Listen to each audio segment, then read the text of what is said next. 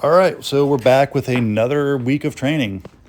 Um, this is a really odd week. I ended up missing my last training session on Friday. I drove out of town and took a trip to go throw with some friends who live a couple hours away. But here we are in the gym, squatting, high bar squats.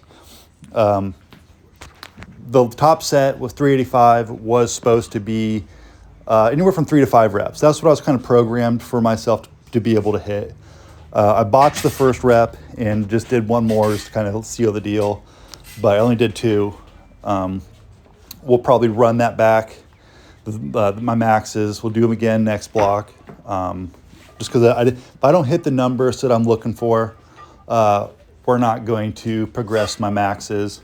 We're going to have to get a little bit more comfortable with the weight, and then we can move on. All right, so here we are, box jumps. These are 49 to 50 inches, about 49 and a half. Just doing some singles, 5 singles. This is when like the height starts getting like pretty scary, because if you miss, you're scraping your shins all the way down to your chest. And that doesn't feel good at all. Next block, I'm probably not going to be doing standing jumps for height. I'm going to be doing like maybe box jumps, or really just working on doing bounded jumps. I haven't decided yet, but we are going to switch the box jumps up. Bench day. This was actually a really good bench day. Had my wife come in and spot me on my last one, because I feel like I needed someone. I need some help there. I need someone behind me, be able to catch the weight. Something I can really push on. I feel like I haven't been pushing on my bench press as much as I could have. We thought we were only going to get 3, we ended up getting 4. I got stalled out on 5, and I was, gosh dang it, I was right there. And I just sat there for a second, and I shook my head, and she helped pull it off. But if you look at the J hooks, like I was right there to be able to rack it, which is pretty good. We will probably move up the weight on this training block, because even though I feel like I haven't been pushing on the end, the last rep on each training session, I feel like I was doing well enough that I could move the weight up. I'm comfortable enough doing that. Then we've got a lightweight session, lightweight and light hammer. I don't think I did any stones on this day. I think I was pretty short on time, so I just kind of went out with some things I needed to work on. Talked to my buddy Aaron Castle, and he thinks that my low point in the weights is drifting too far off to the right. And so in this practice, I've been really trying to exaggerate my low point on the throw and getting it low and directly behind me instead of having it drift. Like right there, the low point was like right between where my legs are. And that's kind of what I'm looking for. I feel like this is what I would consider to be a little bit bigger of a change to my technique. And so when you do bigger changes like this, you don't want to get too upset if the distances aren't there.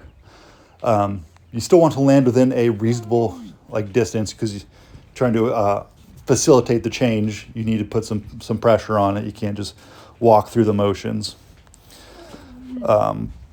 It was good. I was getting the hang of it. I think it was it's a good necessary change that I need to make. And so we're gonna keep pushing on it. We're gonna get used to it. Later in this video, you'll see the second part of this technique. And I'll talk about that a little bit more when it happens. But so yeah, and I think my furthest on this day was 70, and the lowest was like 65. So I was still, even with what I consider to be a bigger change, I was still falling within where I wanted to be at. And then here we got the old light hammer. I noticed in this video, after I was editing it down, I wasn't wearing my belt for hammers. Normally I wear like my Element soft belt. I just started doing that, and so it's still pretty new, and I guess I just kind of forgot it. I don't think it made a huge difference. These numbers were all pretty good. I think the low was like 118 and the top was 126, which is really good for me for practice. I don't throw far practice hammers. I never have. I think my best was like 127. That was the best I've ever done in practice with my hammers. But like this one here, we don't count that one. That was just a little flyer. Don't worry about that guy. But all the rest of them that kind of landed in the right side of the sector, those all went around 120 and up. And I think I was like kind of losing them a little early like that because I didn't have my belt on. But we'll see. I'm going to keep the belt until I decide it doesn't work. All right, so now we're in the push press. Again, push presses, the last few training blocks have just been too slow. Even on the heavy days, again, they're just too slow, and they just feel very difficult. They feel too difficult. So we're just going to run back the weight. We're not going to adjust my training maxes. We're going to keep them the exact same and just do it again. Nothing wrong with not increasing your training maxes every training block. Sometimes it's perfectly acceptable to just keep doing the same thing over and over again. I mean, at some point you will want to increase your training max when the weight becomes just nothing. You have to increase stimulus at some point. But for me, that's not this next training block. We'll do that another time. Then some more accessories on this day. Then we move into the deadlift session.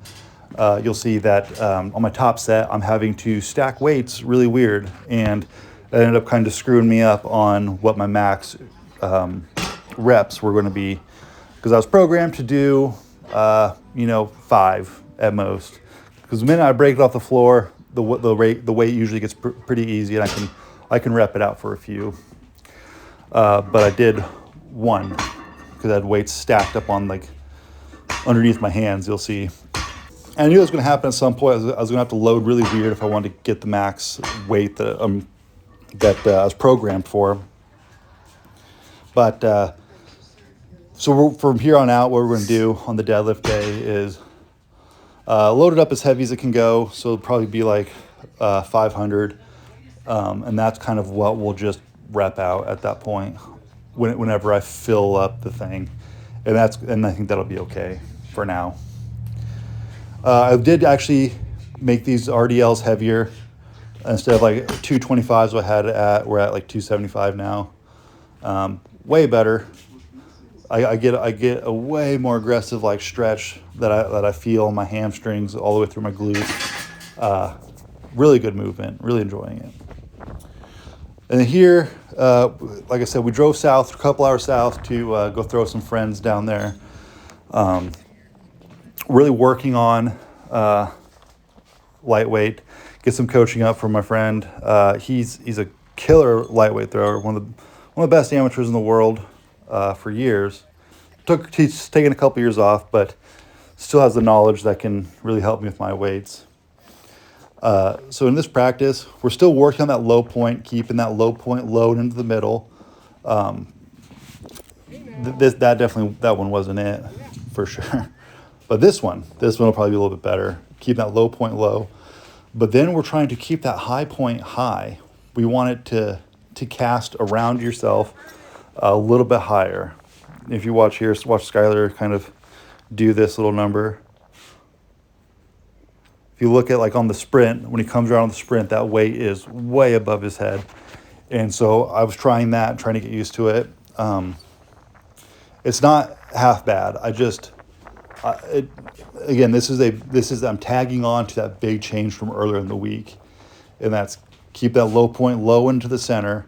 But when I do that, it brings it up high on the high end. And trying to sprint through that when it's going from low to high, it's kind of difficult. So it takes some getting used to. And we were just trying that out. One thing I need to work on, once I kind of get this figured out, this high, low, and be able to sprint through that and be quick, is right there. If you just looked at my right leg, it kind of buckled in. It kind of just gave out right at the finish. It wasn't finishing strong. We weren't posting up hard on both feet. So once we kind of dig into this a little bit, we will address that. And it's good to have like some things that you're looking forward to changing in practice. You can't do it all in one day. You take it bite by bite, and eventually you'll have a killer throw. Took some sheaf pole tosses, and well, I don't know what that was set at. We think it was like set at like 26, 25, 26. Just trying to make it go over. We're helping this guy here. If you see off to the left, this is like one of a few practices he's ever done. He's got his first games coming up, and so here on Wob, we set the bar pretty low so he can get a good shot at like what it feels like to have it go over and like you're finishing tall and stuff. I didn't set the camera up right, so I have no idea how tall I was going or how high I was going. But it was a pretty good practice day. I've been changing a lot of stuff, working on a lot of stuff. And again, thanks for watching. Throw far. God bless.